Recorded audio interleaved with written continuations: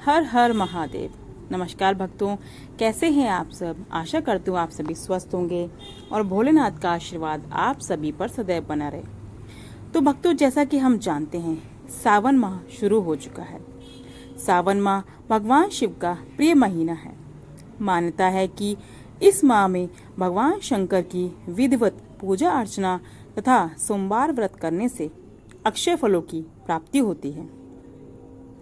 भगवान शिव की कृपा से व्यक्ति को मन वांछित फल मिलता है और संतान सुख मिलने के साथ जीवन में सुख समृद्धि आती है।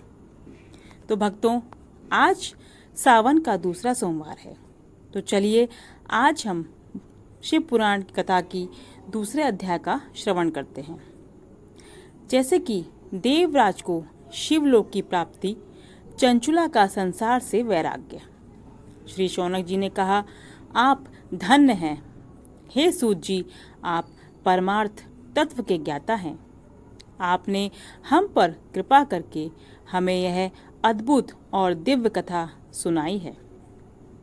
भूतल पर इस कथा के समान कल्याण का और कोई साधन नहीं है। आपकी कृपा से यह बात हमने समझ ली है। सूत जी, इस कथा के द्वारा कौन से पापी शुद्ध होते हैं, उन्हें कृपा पूर्वक बताकर इस जगत को कृतार्थ कीजिए।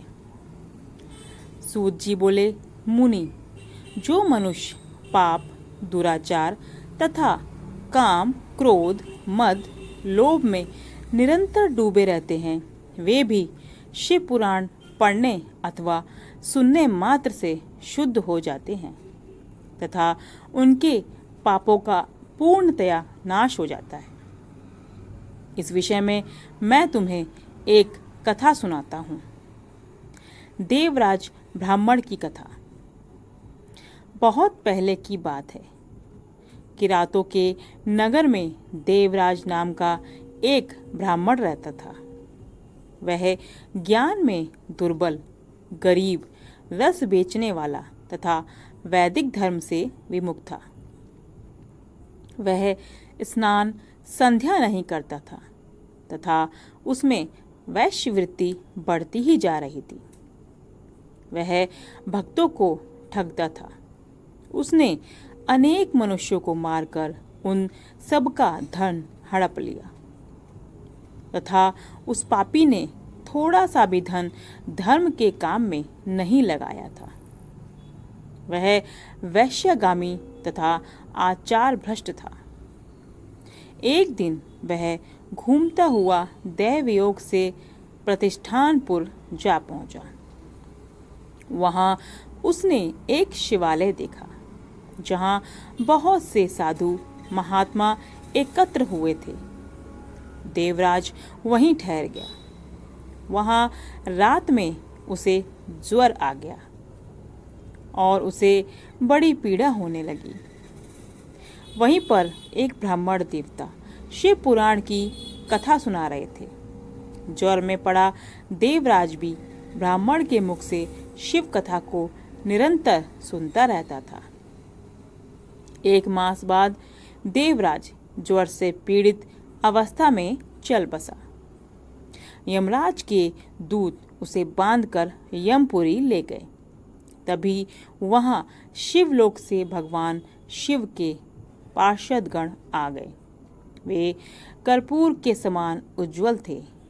उनके हाथ में त्रिशूल, संपूर्ण शरीर पर भस्म और गले में रुद्राक्ष की माला उनके शरीर की शोभा बढ़ा रही थी।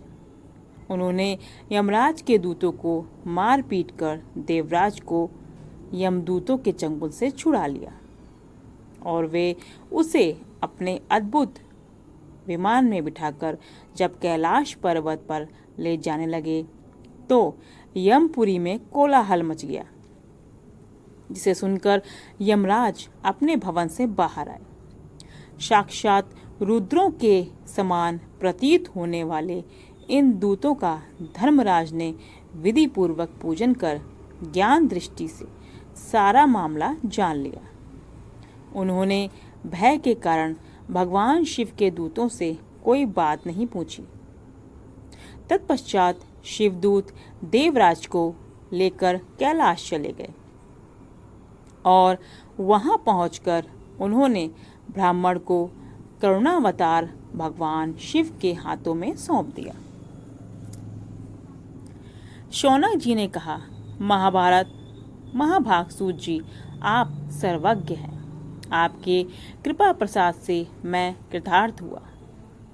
इस इतिहास को सुनकर मेरा मन आनंदित हो गया। अतः भगवान शिव में प्रेम बढ़ाने वाली दूसरी कथा भी कही। तो भक्तों, आज का दूसरा अध्याय भी समाप्त हुआ। हर हर महादेव, जय महाकाल। कल हम तीसरे अध्याय के साथ फिर वापस आएंगे। जय महाकाल। प्लीज़ मेरे चैनल को सब्सक्राइब कीजिए।